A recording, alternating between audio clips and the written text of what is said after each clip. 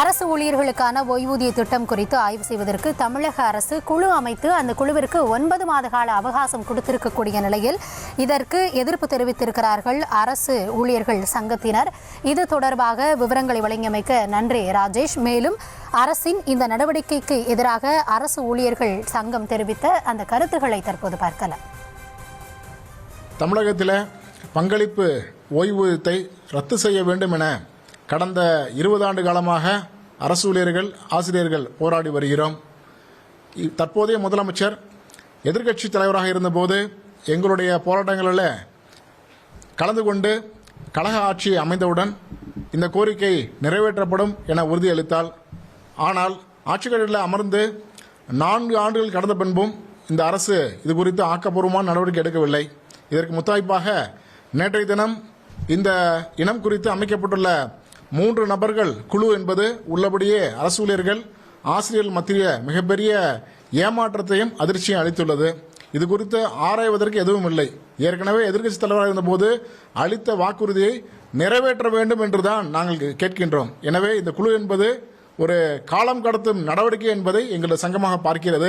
இந்த குழு என்பது அரசு ஊழியர் ஆசிரியர் மத்தியிலே ஒரு பெரிய கொந்தளிப்பை, ஒரு மனக்குமுறலை, ஏமாற்றத்தை, துரோகம் இழைக்கப்பட்டதாக உணர்வார்கள். எனவே இந்த குழுவினை உடனடியாக கலைத்துவிட்டு எதிர்க்கட்சி தலைவராக இருந்தபோது நீங்கள் என்ன வாக்குறுதி அளித்தீர்களோ இந்த இரட்டை நிலைப்பாடை கலைந்து உடனடியாக அனைவருக்கும் பங்களிப்பு ஓய்வூதியத்தை ரத்து செய்து ஓய்வூதியம் வழங்க வேண்டும் என்ற வலியுறுத்தி கேட்டுக்கொள்கிறோம். இதனை வலியுறுத்தி ஜாக்டோ ஜியோ பேரமைப்பின் சார்பில் வருகின்ற 14ஆம் தேதி மாநிலம் முழுவதும் எழுச்சியான ஆர்ப்பாட்டம் நடைபெற இருக்கிறது. அதனைத் தொடர்ந்து வருகின்ற 25 அனைத்து மாவட்ட தலைநகரிலே மறியல் போராட்டம், வருவாய்த்துறை அலுவலர் சங்கம் உட்பட அனைத்து துறைவாரி சங்கங்களும் ஆயிரக்கணக்கான லட்சக்கணக்கான ஊழியர்கள் அந்த சிறை நிரப்பும் போராட்டத்தில் கலந்து கொள்ள உள்ளனர். எனவே இந்த குழு அமைத்து கண்துடைப்பு வேலைகளை கலைந்து உடனடியாக ஜாக்டோ ஜியோ ஒருங்கிணைப்பை அழைத்து பேசி ஒரு சுமூகமான நிலைப்பாட்டினை முதல்வர் எடுக்க வேண்டும். இதில் மத்திய அரசின் UPS திட்டம் அதெல்லாம் ஏற்கக்கூடியதாக இல்லை. எனவே ஏற்கனவே உறுதியளித்தபடி அனைவருக்கும் வரையறுக்கப்பட்ட ஓய்வூதியம் வழங்க வேண்டும் என்பது முக்கியமான கோரிக்கை. இவ்வாறு நடவடிக்கை எடுக்காத பட்சத்தில் இதற்கு அரசு ஊழியர் ஆசிரியர் மத்தியில் ஒரு கடுமையான அதிருப்தியை ஏற்படுத்தியுள்ளது. வருகின்ற சட்டமன்ற தேர்தலில் இதற்கான விளைவு என்பது மோசமாக இருக்கும் என்பதை தெரிவித்துக் கொண்டு, எனவே முதல்வர்கள் இந்த நிர்வாகிகளை அழைத்து பேசி ஒரு சுமூகமான நிலைப்பாட்டினை எடுக்க வேண்டும் என்ற வலியுறுத்தி கேட்டுக்கொள்கிறோம். இந்த அறிவிப்பு என்பது பழைய ஓய்வூதிய திட்டத்தை இவர்கள் நடைமுறைப்படுத்த மாட்டார்கள் என்பதை மீண்டும் மீண்டும் உறுதிப்படுத்துகிறார்கள் என்பதுதான். ஏன்னா 9 மாதம் என்று சொன்னால் இன்னும் பிப்ரவரி இந்த டிசம்பரில் அறிக்கையை கொடுப்பாங்க. அதுக்கப்புறம் அரசு அதில் ஒரு 3 மாதம் வச்சுக்கிட்டு இருப்பாங்க. அதுக்குள்ளேயும் கோட் ஆஃப் கான்டக்ட் வந்துடும்.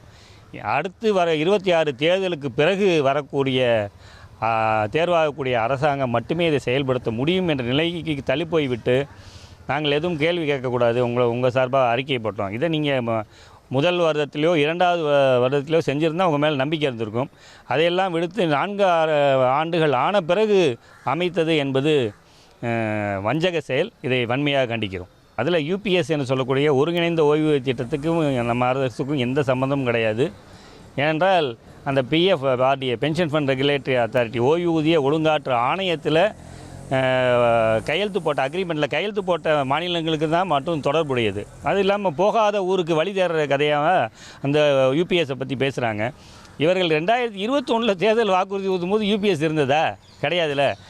எதையுமே சொல்லாத மோடி அவர்களே அவர் பென்ஷன் கொடுப்பேனே சொல்லலை. அவர் கூட ஒரு டிஃபைன்டு பென்ஷனை நோக்கி செல்லக்கூடிய சூழலில் நீங்கள் எங்கள் வாக்குகளை பெறுவதற்காகவும் எதிர்க்கட்சியாக இருக்கும்போது எங்கள் போராட்டத்துக்கெல்லாம் வந்து எங்களை உற்சாகப்படுத்தி நான் திராவிட மாடல் அரசு வந்தவனை எல்லாத்தையும் செய்வேன் என்று சொல்லிவிட்டோம். இப்போ செய்யாமல் எங்களை வஞ்சிக்கும் செயல் என்பது ஒருபோதும் ஏற்றுக்கொள்ள மாட்டோம். எங்களை போராட்ட களத்திற்கு அழைத்து செல்வதே இப்போ நீங்கள் முதல்வர் தான். வேறு இது சொல்கிறதுக்கு ஒன்றுமே இல்லை.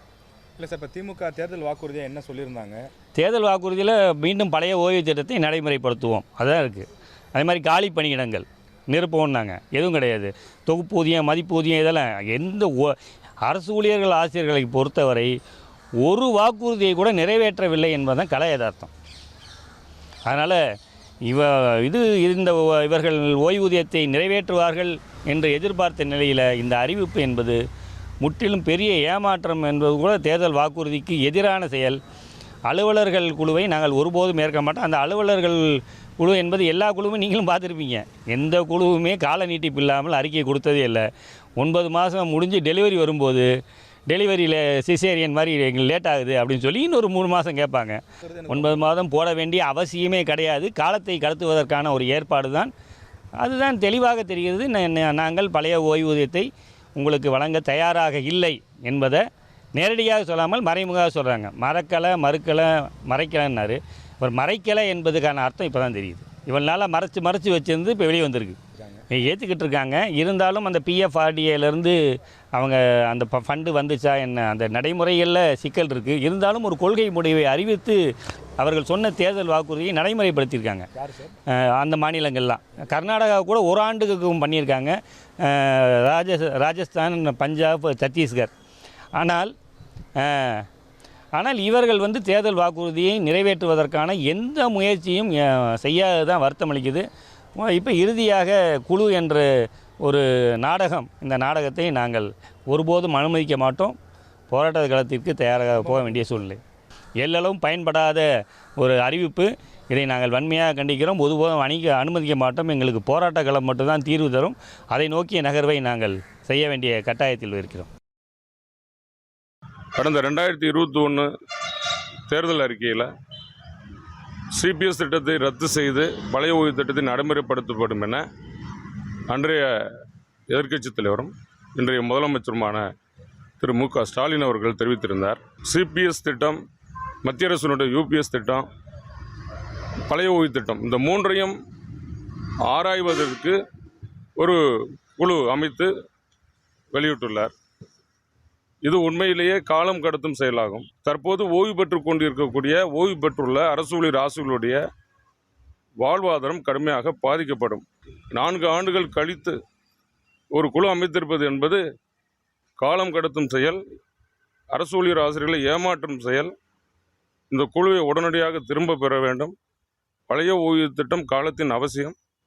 பழைய ஓய்வு திட்டத்தால் தமிழக அரசுக்கு 40,000 கோடி இன்றைய நிலையில் மிச்சமாகும் என்பதை மாண்பு தமிழ்நாடு முதலமைச்சர் அவர்களுக்கு தெரிவித்துக் கொள்கிறோம். உடனடியாக இந்த குழுவை திரும்ப பெற்றுவிட்டு பழைய ஓய்வு திட்டத்தை உடனே தேர்தல் வாக்குறுதிப்படி நிறைவேற்றும் வேண்டும் என தமிழ்நாடு பழைய ஓய்வு திட்ட மீட்பு இயக்கம் சார்பில் கேட்டுக்கொள்கிறோம். 9 மாதங்கள் இடைவெளி, அதாவது இந்த குழுவுக்கு அளிக்கப்பட்டிருக்கிறது. அதுதான் இப்போ மிக சிரமமாக இருக்குது. ஏன்னா வரக்கூடிய காலம், இந்த முழுமையான பட்ஜெட் இந்த நேரம் தான். இதில் 9 மாதங்கள் கழித்து அதில் ஒரு முடிவு எடுத்து அறிவிப்பது என்பது நீண்ட நெடிய நேரமாக இருக்கும் என்பதை எல்லாம் கருத்தில் கொண்டு அதனுடைய கால அளவை மிக விரைவாக குறைக்க வேண்டும். குறைத்து எவ்வளவு சீக்கிரம் இந்த பழைய ஓய்வூதிய திட்டத்தை குறித்து அலசி ஆராய்ந்து, அதாவது நாங்கள் ப்ரூவ் பண்ணுறதுக்கு தயாராக இருக்கிறோம். பழைய ஓய்வூதிய திட்டம் எத்தனை அதிகாரிகள் சொன்னாலும் பழைய ஓய்வூதிய திட்டத்தினால் இந்த அரசுக்கு எந்தவித நிதி சுமையும் கூடுதலாக ஏற்பட போவதில்லை என்பதை நாங்கள் அந்த குழுக்கிட்ட கூட நாங்கள் சொல்றதுக்கு தயாராக இருக்கிறோம். அப்போ அந்த குழுவோட கால அளவை குறைக்கணும். குறைத்து ஒரு நம்பிக்கைத்தன்மையை மாண்புமிகு தமிழ்நாடு முதலமைச்சர் ஏற்படுத்தணும். தமிழக அரசு தன்னுடைய தேர்தல் வாக்குறுதியில் கொடுத்த மாதிரி தமிழ்நாடு அரசு ஊழியர்களுக்கும் ஆசிரியர்களுக்கும் மீண்டும் பழைய ஓய்வூதிய திட்டத்தை நடைமுறைப்படுத்த வேண்டும் என்ற கோரிக்கையில் எந்த மாற்று கருத்தும் எங்களுக்கு கிடையாது. அதே வேளையில் அரசாங்கம் என்பது இன்றைக்கு குழுவை அமைத்திருப்பது என்பது எங்களை எல்லாம் வஞ்சிக்கும் செயலாக, எங்களை ஏமாற்றும் செயலாக நாங்கள் பார்க்கிறோம். ஏனென்று சொன்னால், தன்னுடைய தேர்தல் அறிக்கையிலே நாங்கள் ஆட்சிக்கு வந்தால் மீண்டும் பழைய ஓய்வூதிய திட்டத்தை தருவோம் என்று உறுதியளித்த இன்றைய மாண்புமிகு முதலமைச்சர், அன்றைய எதிர்க்கட்சித் தலைவராக இருந்தவர், இன்றைக்கு ஆட்சிக்கு வந்து 4 ஆண்டு நிறைவு செய்கின்ற சூழலில் மீண்டும் ஒரு குழுவை அமைப்பது என்பது தன்னுடைய வாக்குறுதியை நிறைவேற்றாமல் அதை தள்ளி போடுவதற்காக, அடுத்த தேர்தலுக்கான ஒரு தள்ளி போடுவதற்காகத்தான் நாங்கள் பார்க்குறோம். இதை அந்த நம்பிக்கை இன்னமும் இருக்கிறது. ஆனால் இந்த குழு என்பது அந்த நம்பிக்கையை சிதைப்பதாக இருக்கிறது. இப்போ 9 மாதம் பார்த்தீங்கன்னு சொன்னாக்கா, அடுத்தது 11வது மாதம் நவம்பர் டிசம்பருக்குள்ளே இந்த குழு ஆய்வறிக்கையை கொடுக்கும். ஆய்வறிக்கையை கொடுத்து அந்த ஆய்வறிக்கையை ஆய்வு செய்கிறதுக்கு ஒரு குழு போடுவாங்க. அடுத்த தேர்தல் வந்துடும். இப்படியே காலம் கடத்துவதற்காகத்தான் இந்த குழு போடப்பட்டதாக நாங்கள் கருதுகிறோம்.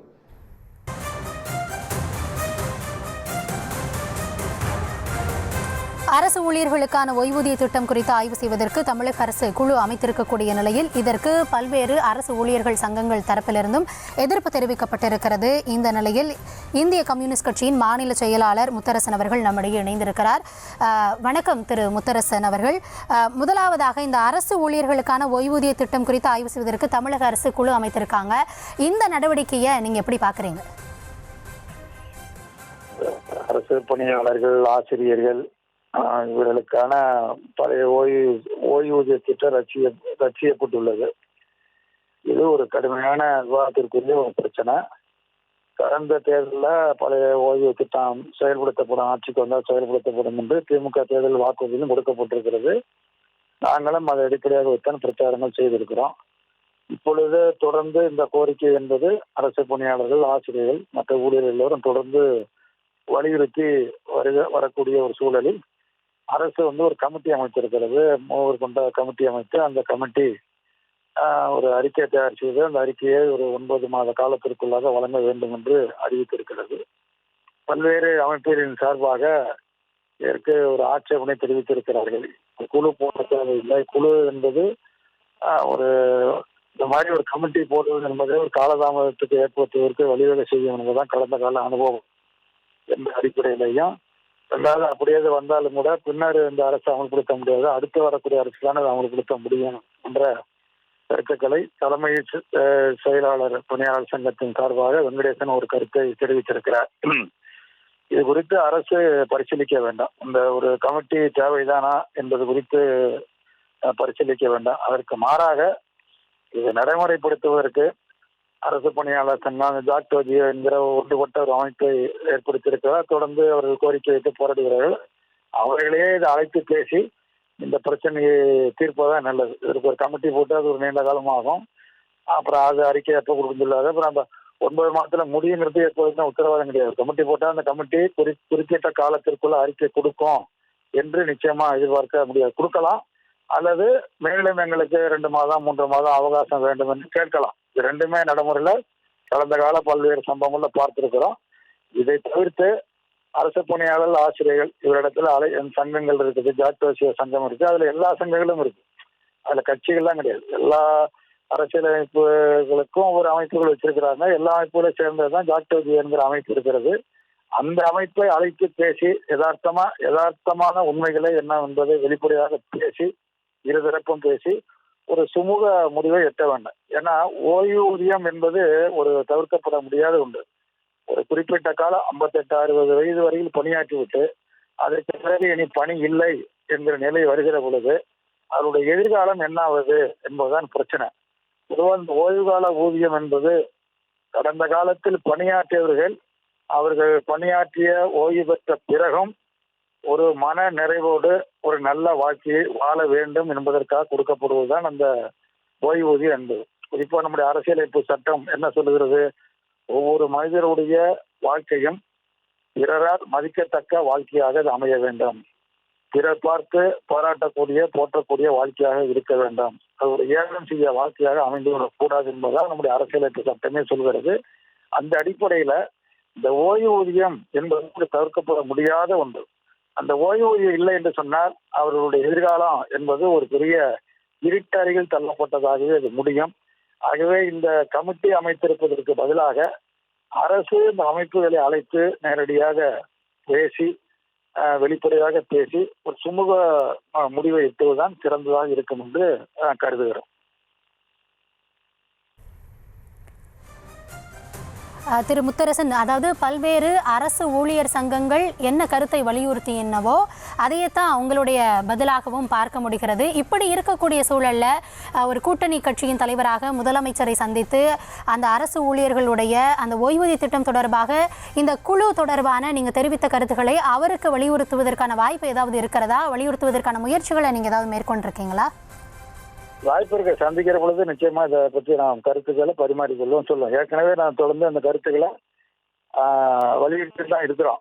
இந்த ஓய்வு திட்டத்தை பரிசீலனை பண்ணணும், இதை அமல்படுத்த நடவடிக்கை எடுக்கணும். தொடர்ந்து பல முறை முதலமைச்சரை பார்க்கிற பொழுதெல்லாம் சொல்லிட்டு தான் இருக்கிறோம். இப்பயும் இது குறித்தான கருத்துக்களை நிச்சயமா சொல்வேன், கண்டிப்பா சொல்வேன். நன்றி திரு முத்தரசன். இந்த தருணத்தில் இணைந்து உங்களுடைய கருத்துக்களை பகிர்ந்து கொண்டமைக்கு மிக்க நன்றி.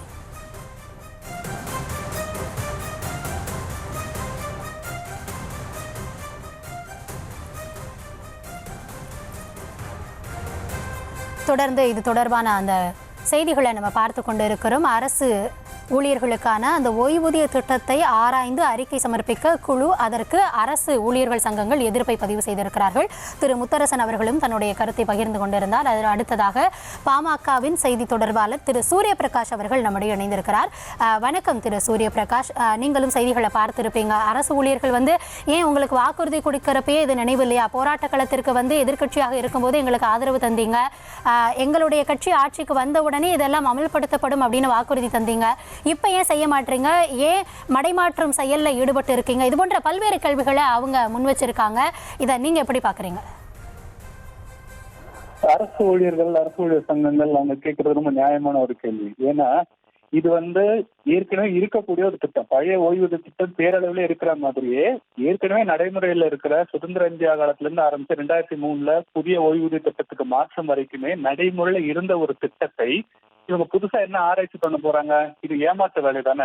ஏற்கனவே நடைமுறையில் இருக்கு. இன்னைக்குமே இந்தியாவுல பல மாநிலங்கள்ல, பஞ்சாப், கர்நாடகா, ராஜஸ்தான், மேற்கு வங்காளம், இமாச்சல் பிரதேஷ், ஜார்க்கண்ட் உட்பட, அதாவது பொருளாதார ரீதியில் ரொம்ப மேம்பட்ட மாநிலங்கள் இல்ல, சாதாரணமா இருக்கக்கூடிய மாநிலங்கள்லயுமே இந்த பழைய ஓய்வூதிய திட்டம் இன்னைக்கும் இருக்கு. அந்த மாநில அரசாங்கங்கள் அந்த மாநிலத்தோட தொழிலாளர்களுக்கு உண்மையாக அந்த ஓய்வூதியத்தை கொடுத்து ஒரு கௌரவமான வாழ்க்கையை கொடுக்கிறார்கள். ஆனால் தமிழ்நாடு அரசு இந்த பழைய ஓய்வூதிய திட்டத்தை கொண்டு வருவோம் என்று சொல்லியே அரசு ஊழியர்களை ஏமாற்றி ஓட்டு வாங்கி இன்னைக்கு தொழிலாளர்களுக்கு மிகப்பெரிய துரோகத்தை செய்திருக்கிறார்கள். இன்னும் ஒரு வருஷம் தான் இருக்கு உங்க ஆட்சி முடியறதுக்கு.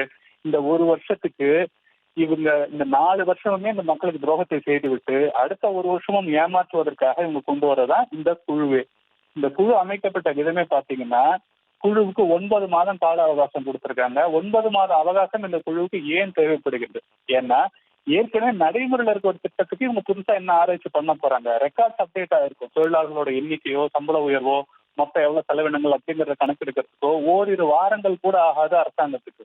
2 வாரத்துல முடிக்க வேண்டிய வேலையை 9 மாதம் இவங்க போடுறதுக்கு காரணமே இதை எடுத்து ஏமாற்றணும், மக்களுக்கு கொடுக்காம தேர்தல் வரைக்கும் கொண்டு போய் திரும்ப 26ல வாக்களிங்க, நாங்க திரும்ப கொண்டு வருவோம் பொய் வாக்குறுதியை கொடுப்பதற்காக தான் இந்த ஒரு குழுவே அமைச்சிருக்காங்க. இந்த குழு என்ன பண்ணுவாங்கன்னா, 9 மாதம் முடியும் போது கிட்டத்தட்ட இந்த வருஷத்தோட கடைசி வந்துடும். அப்புறம் ஒரு 3 மாசமா 6 மாசமா இதுக்கு ஒரு எக்ஸ்டென்ஷன், ஒரு கால அவகாசத்தை நீட்டித்து அப்படியே தேர்தல் வரைக்கும் கொண்டு போய் ஏமாற்றுவதுதான் இவங்களோட நோக்கமா இருக்கு. இது பாத்தீங்கன்னா திமுகவுக்கு சென்ற தேர்தல்ல திமுகவை சார்ந்த தொழிற்சங்கங்களும் சரி, திமுகவுக்கு ஆதரவா இருக்கக்கூடிய சில ஆசிரியர்கள், சில குறிப்பிட்ட ஊழியர்கள், திமுக ஆதரவாட்கள், அரசு ஊழியர்கள் எல்லாருமே ஒவ்வொரு அரசு ஊழியர்கள் வீட்டுக்கும் போய் என்ன பேசினாங்கன்னா, திமுக வந்தா பழைய ஓய்வூதிய திட்டம் வரும், ஒரே மாசத்துல வந்துடும், அடுத்த வருஷமே உங்களுக்கான பணம் வந்துடும், பிள்ளைக்கு கல்யாணம் பண்ணலாம், வீடு கட்டலாம், அதை பண்ணலாம், இதை பண்ணலாம் அப்படின்னு பல பொய்களை சொல்லி திமுகவின் சார்பாக பல பேர் பொதுமக்களை பிரெயின் வாஷ் பண்ணி வாக்களிக்க வச்சாங்க. அந்த வாக்களிக்க வைப்பவர்களை இன்றைக்கு அரசு ஊழியர்களும் அரசு ஆசிரியர்களும் அனைத்து அரசு அலுவலர்களும் அவங்களுக்கு கேள்வி கேட்கணும். உங்களை நம்பி, உங்களோட பொய் வாக்குறுதிகளை நம்பி, திமுகவின் சார்பாக நீங்க சொன்ன பொய் வாக்குறுதிகளை நம்பி நாங்க வாக்களித்தோம். 4 ஆண்டுகளாக இதை செய்யாமல் இப்போது குழு அமைத்து ஏன் ஏமாற்றுகிறார்கள் என்ற கேள்வியை கேட்கணும். இல்ல இன்னொரு கேள்வி என்னன்னா, ஏற்கனவே 2016 அதிமுக ஒரு குழு அமைக்கப்பட்டு அது செயல்படாம போய் 2017 அமைக்கப்பட்ட குழு திரு TS ஸ்ரீதர் IAS தலைமையிலான குழு 2018 அவர்கள் ஒரு ஆட்சியை தாக்கல் செய்திருந்தார்கள். அதை அதிமுக செயல்படுத்தலங்கிறதான் திமுக குற்றச்சாட்டா பேசினாங்க. ஏற்கனவே ஒரு IAS தலைமையில ஒரு மூத்த IAS அதிகாரியோட தலைமையில இருக்கக்கூடிய பழைய ஓய்வூதியம் குறித்த ஆராய்ச்சி அறிக்கை இருக்கும்போது அந்த அறிக்கையை படித்து அதன் மேல நீங்க நடவடிக்கை எடுத்துக்க முடியும் இல்லையா? ஏன்னா அரசு அந்த IAS ஆபீசர்ங்கிறவர் கட்சி சார்பானவர் கிடையாது, பொதுவான தகவல்கள் அடிப்படையில் தான் அவங்க ஒரு அறிக்கையை கொடுக்க போறாங்க. கொடுக்கணுங்கிற எண்ணம் உங்களுக்கு இருந்ததுன்னா எதுக்கு ஃபர்ஸ்ட்ல இருந்து ஆரம்பிக்கணும்னு ஏன் நீங்க ஆரம்பிக்கிறீங்க? இருக்கிற ஒரு IAS அறிக்கையை எடுத்து படிச்சு அதுல என்ன திருத்தங்கள் தேவையோ ஓரிரு வாரங்கள்ல முடிச்சு நீங்க கொடுத்துருக்க முடியும்ல. இது தெளிவாவே திமுகவோட திட்டம் என்னன்னா, இந்த தேர்தல் முடிகிற வரைக்குமே இதை கொடுக்க கூடாது, எப்பவுமே கொடுக்க கூடாது. ஆனா கொடுக்காம போனா ஏற்கனவே போய் சொல்லி வாக்கு வாங்கி ஒரு ஆட்சியில் அமர்ந்துட்டோம், 2026 திரும்ப போய் வாக்களிக்க சொல்லி கேட்டா அரசு ஊழியர்கள் அரசு ஆசிரியர்கள் மிக கடினான எதிர்ப்பை காட்டுவார்கள். அப்படிங்கிறதுக்காக அவங்களை ஏமாற்றுவதற்காக மடைமாற்றுவதற்காக இப்போ திமுக அடுத்து என்ன ஆரம்பிச்சிருப்பாங்கன்னா, திமுக சார்பான அரசு ஊழியர் சங்கங்கள், அரசு ஊழியர்கள், தனிநபர்கள், இந்த நிறைய எழுதக்கூடிய இன்ஃபுளுசர்ஸ் இவங்களெல்லாம் வச்சு ஏதோ ஒரு பொய்யான காரணங்கள் உண்டாக்கி இந்த குழு வந்துதான் உங்களுக்கு கொடுக்க முடியும், குழு இல்லாட்டி இது கொடுக்க முடியாதுன்னு ஒரு கதையை கட்டி இந்த தேர்தலையும் தாண்டி இழுத்துட்டு போறதா இவங்களோட நோக்கமா இருக்கு. நிச்சயமாக திமுகவுக்கு அரசு ஊழியர்களுக்கு பழைய ஓய்வூதியத்தை தருவதற்கான எந்தவித சிந்தனையும் கிடையாது. இந்த அரசாங்கம் தொடர்ந்து அரசு பணிகளை நிரப்பாமல் காலி இடங்களாக வைத்திருந்து அரசு ஊழியர்களோட பணிச்சுமையை அதிகரிச்சு அவர்களுக்கு கொடுக்க வேண்டிய பல்வேறு பெண்டிங் இருக்கிற நிதிகள் எதையுமே கொடுக்காம அரசோட துணைநிலை பணிகள் இருக்கக்கூடிய ஊழியர்களுக்கான சம்பளங்களை பல வருடங்களாக கொடுக்காமல் ஏமாற்றி வரக்கூடிய இந்த அரசோட பல்வேறு துறைகளை திட்டமிட்டு போக்குவரத்து உட்பட பல்வேறு துறைகளை தனியாருக்கு பேக்டோர் வழியா தள்ளி விட்டு இருக்கக்கூடிய இந்த அரசாங்கம் எந்த காலத்திலும் பழைய ஓய்வூதிய திட்டத்தை அரசு ஊழியர்களுக்கு திரு சூரிய பிரகாஷ், இந்த விவகாரம் தொடர்பாக ஒரு பெரிய விளக்கத்தையும் உங்களுடைய கருத்தையும் பகிர்ந்திருந்தீங்க. நன்றி இணைப்பில் வந்தமைக்கு. அரசு ஊழியர்களுக்கான ஓய்வூதிய திட்டம் குறித்து ஆய்வு செய்வதற்கு தமிழக அரசு குழு அமைத்து அதற்கு 9 மாத கால அவகாசம் வழங்கியிருக்கக்கூடிய நிலையில் பல்வேறு அரசு ஊழியர்கள் சங்கங்கள் தரப்பிலிருந்து கடும் எதிர்ப்பானது கிளம்பி இருக்கிறது. பல்வேறு கட்சிகளை சேர்ந்த அரசியல் தலைவர்களும் இது தொடர்பாக தங்களுடைய கருத்துக்களை பகிர்ந்து கொண்டு வருகிறார்கள். தொடர்ச்சியாக நாம் தற்பொழுது பார்த்து கொண்டிருக்கோம். அடுத்ததாக மார்க்சிஸ்ட் கம்யூனிஸ்ட் கட்சியை சேர்ந்த மாநில குழு உறுப்பினர் திரு சித்தன் அவர்கள் நம்முடைய இணைந்திருக்கிறார். வணக்கம் திரு சித்தன். இது தொடர்பாக அரசு ஊழியர்கள் என்ன சொல்றாங்க அப்படின்னா, எந்த திட்டம் சிறந்ததுன்னு ஆய்வு செய்வ 1 மணி நேரம் போதாதா? எதற்காக 9 மாசம் மடைமாற்றும் நடவடிக்கையில அரசு ஈடுபடுகிறதா? எதிர்கட்சியாக இருக்கும் பொழுது ஒரு ஸ்டாண்ட் எடுக்கிறீங்க, ஆளும் கட்சியாக வந்ததற்கு பிறகு ஒரு ஸ்டாண்ட் எடுக்கிறீங்க. அதாவது அடுத்த தேர்தலை எதிர்கொள்வதற்காக திமுக ஆடும் நாடகம் அப்படின்னு எதிர்கட்சிகள் எல்லாம் குற்றச்சாட்டை முன்வைக்கிறாங்க. இது தொடர்பாக உங்களுடைய கருத்து என்ன? இல்ல, எதிர்கட்சிகள் என்ன சொல்றாங்கிறது வேற. திராவிட முன்னேற்ற கழகம் கடந்த தேர்தல்ல ஒரு வாக்குறுதி அளித்துதான் அதாவது குறிப்பா பழைய ஓய்வூதிய திட்டத்திற்கு நாங்கள் செல்லுவோம் என்று வாக்குறுதி அளித்தாங்க. நாங்களும் தேர்தல்ல மக்களிடம் சென்று அந்த வாக்குறுதியை நாங்கள் சொல்லியிருக்கோம். எனவே நாங்க ஒவ்வொரு முறை பட்ஜெட் வரும்போதும் அந்த பட்ஜெட்ல மற்ற நல்ல அம்சங்களை பாராட்டுற அதே நேரத்துல இந்த பழைய ஓய்வூதிய திட்டத்தை நோக்கி செல்ல வேண்டும் என்பதை தொடர்ந்து வலியுறுத்திட்டு வந்திருக்கோம். இந்த முறையும் இப்போ பட்ஜெட் வர இருக்கு. நம்ம எல்லாருக்கும் ஒரு எதிர்பார்ப்பு இருக்கும், பழைய ஓய்வூதிய திட்டத்தை நோக்கி செல்வதற்கான அறிவிப்பு வரும்னு. அந்த நேரத்துல இப்படி ஒரு பரிசீலனை செய்வதற்கான ஒரு கால அவகாசத்தை மாநில அரசு எடுக்குதுங்கிறது ஏமாற்றத்தை தருகிறது. இது அரசு ஊழியர்கள் சங்கங்கள் சொல்லக்கூடிய கருத்து தான் நாம மற்ற கட்சிகளும் சொல்ல வேண்டியிருக்கு. அதாவது அந்த கருத்துக்களை நம்ம உள்வாங்கணும். அதாவது ஒரு புதிய ஓய்வூதிய திட்டம் என்று ஒரு ஏமாற்று திட்டத்தை நீங்க நவீன தாராளமய கொள்கைகள் அமுல்படுத்துவதன் போக்குல நாடு முழுவதும் பல மாநிலங்கள் மேல திணிக்கப்பட்டுச்சு. அதனால பலன் இல்லைங்கிறத இப்ப நம்ம பார்த்துக்கிட்டு இருக்கோம். இப்ப அந்த புதிய ஓய்வூதிய திட்டத்தின் மூலம் யாருக்குமே பலன் சேரல. அப்போ கடுமையான ஒரு உழைப்பை, ஒரு சமூக பாதுகாப்போட வேலை, இடஒதுக்கீட்டின் கீழே நம்ம ஒரு வேலை வாங்குறோம், அரசு வேலைக்கு வர்றோம், அதற்காக கடுமையாக படிக்கிறார்கள், முயற்சி செய்யறாங்க. ஆனா ஒரு சமூக பாதுகாப்பு இல்லாத நிலைமையில நம்முடைய இப்ப நம்ம யாரெல்லாம் இடஒதுக்கீடு உரிமையை பயன்படுத்தி வேலைக்கு வந்தாங்களோ நம்முடைய சாதாரண குடும்பத்தை சேர்ந்தவங்க தான் இன்னைக்கு இந்த நெருக்கடிக்கும் தள்ளப்படுறாங்க. நீங்க கடந்த காலத்துல முழுமையான ஓய்வூதியம் வாங்கி கொண்டிருந்ததுங்கிறது வரும்போது ஒரு முன்னேறிய தரப்பினர் தான் அப்ப அரசு வேலைகளுக்குள்ள இருந்தாங்க. எப்ப நாம எல்லோரும் அரசு வேலைக்குள்ள செல்ல தொடங்குறோமோ அப்பதான் ஒரு அந்த சமூக பாதுகாப்புக்கான முக்கியத்துவம் ஒரு சமூக நீதி அடிப்படையிலையும் முக்கியமாகிறது. எனவேதான் நம்ம மீண்டும் வலியுறுத்த வேண்டியிருக்கிறது, இந்த பழைய ஓய்வூதிய திட்டத்தை நோக்கி செல்வதுதான் அரசின் கொள்கையாக இருக்க வேண்டும். எனவே அதை தாமதப்படுத்தக்கூடாது, அதை விரைவாக்க வேண்டும்னா சங்கங்களோடு பேசுவதற்கு அரசு முன்முயற்சி எடுக்கணும். முன்முயற்சி எடுக்கும்போது தன்னுடைய வாக்குறுதியில் அது உறுதியாக இருக்க வேண்டும்ன்றதான் நாங்க சொல்ல நினைக்கிறோம்.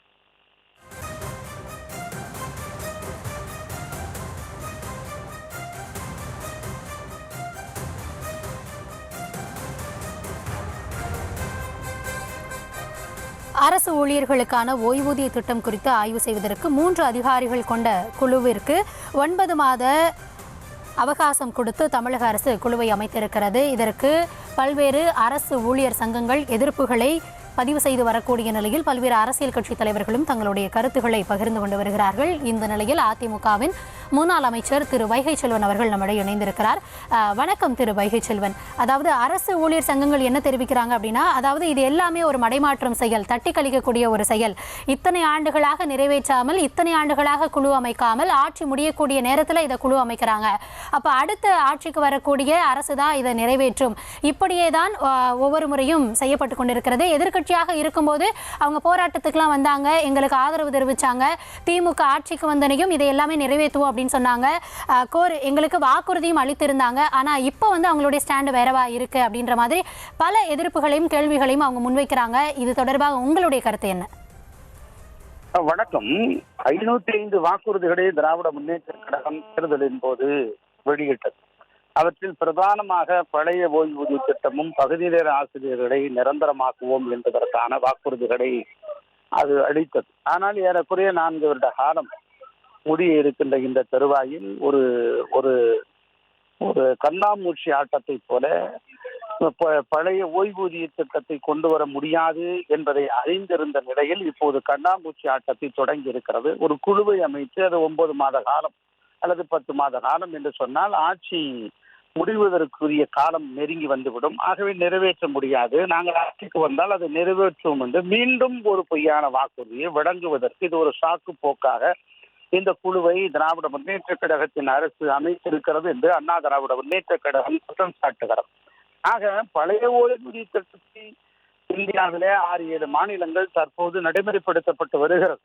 ஆக அதில் இருக்கக்கூடிய சிக்கல்கள் என்ன, நடைமுறைகளை பிரச்சனைகள் என்ன, அவர்கள் செலுத்துகிற அந்த ஓய்வூதிய பணப்பலன்களில் இருந்துதான் இவர்கள் தரப்போகிறார்கள். மேற்கொண்டு அரசாங்கம் கூடுதலாக அவர்களுக்கான பங்கு தொகையை வழங்குகிறது.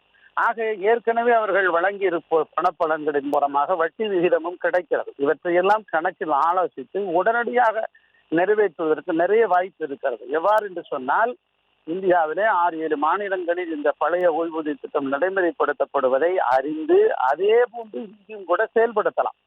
அதை விட்டுவிட்டு இது அரசு ஊழியர்களை ஏமாற்றுகிற ஒரு விஷயத்தை தான் திராவிட முன்னேற்ற கழக அரசு செய்திருக்கிறது என்பதை தெள்ள தெளிவான ஒன்று. ஆகவே இது ஒரு ஏமாற்று வேலை என்பதுதான் அண்ணா திராவிட முன்னேற்ற கழகத்தினுடைய கருத்தாகும்.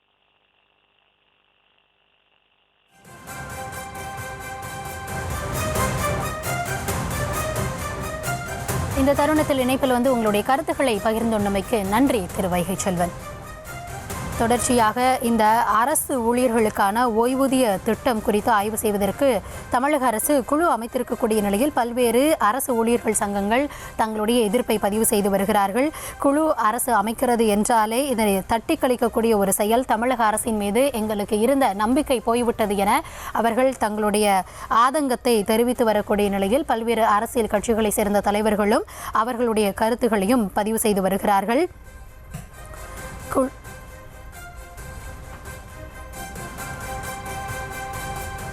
தொடர்ச்சியாக பல்வேறு சங்கங்களை சேர்ந்த பிரதிநிதிகளும் இதற்கு எதிர்ப்பை பதிவு செய்து வரக்கூடிய நிலையில் அவர்கள் தெரிவித்த கருத்துக்களை மீண்டும் ஒருமுறை பார்க்கலாம். கடந்த 2021 தேர்தல் அறிக்கையில் சிபிஎஸ் திட்டத்தை ரத்து செய்து பழைய ஓய்வு திட்டத்தை நடைமுறைப்படுத்தப்படும் என அன்றைய எதிர்க்கட்சித் தலைவரும் இன்றைய முதலமைச்சருமான திரு மு.க. ஸ்டாலின் அவர்கள் தெரிவித்திருந்தார். சிபிஎஸ் திட்டம், மத்திய அரசினுடைய யூபிஎஸ் திட்டம், பழைய ஓய்வு திட்டம், இந்த மூன்றையும் ஆராய்வது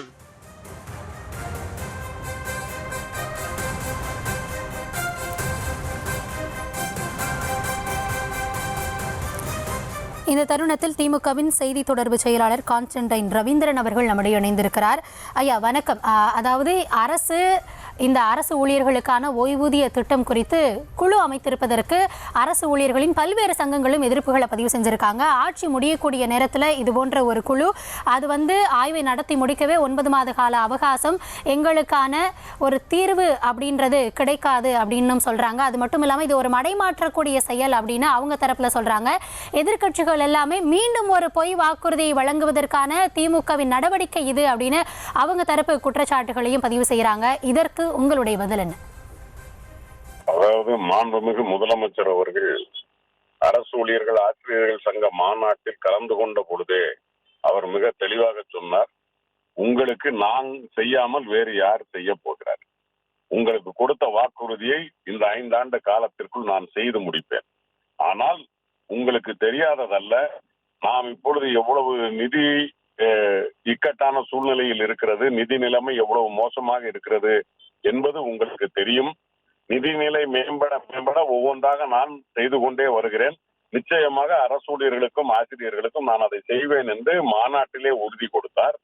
அதன் பிறகு ஒன்றிய அரசு மாற்றாந்தாய் மனப்பான்மையோடு நம்மை நிதி அளவில் பாதித்தாலும் கூட இன்றைக்கு ஒரு தாயுள்ளத்தோடு நாம் ஆசிரியர் பெருமக்களுக்கும் அரசு ஊழியர்களுக்கும் கொடுத்த வாக்குறுதியை நிறைவேற்ற வேண்டும் என்கிற காரணத்தினால், ஏனென்றால் பழைய ஓய்வூதியத்தை நாம் நிறைவேற்ற வேண்டும் என்று சொன்னால் அது சம்பந்தப்பட்ட சில வழக்குகள் நீதிமன்றத்திலே இருக்கிறது. அது மட்டுமல்ல, ஒன்றிய அரசு அது சில கட்டுப்பாடுகளை விதித்திருக்கிறது. எனவே அதை நடைமுறைப்படுத்த முடியுமா என்கிற கேள்வி ஏற்கனவே நடைமுறைப்படுத்த முனைந்த மாநிலங்களிலும் ஏற்பட்டிருக்கிறது. எனவே நாம் இதில் எதை, அதாவது ஆசிரியர் பெருமக்கள் அரசு ஊழியர்களுக்கு இருக்கக்கூடிய பெரிய மனக்குறை என்னவென்றால், இன்றைக்கு நாம் ரிட்டையர்ட் ஆகி போனால் நாளைக்கு நம்முடைய நிலைமை என்ன? என்னிடமும் பேசக்கூடிய அரசு ஊழியர்கள் ஆசிரியர் சங்கங்களிடம் பேசுகிற போது அவர்களுக்கு அந்த ஒரு பயம் இருக்கிறது. அடுத்த நாள் நாம் ஏற்கனவே நாம் விடைபெற்று செல்லுகிறோம்.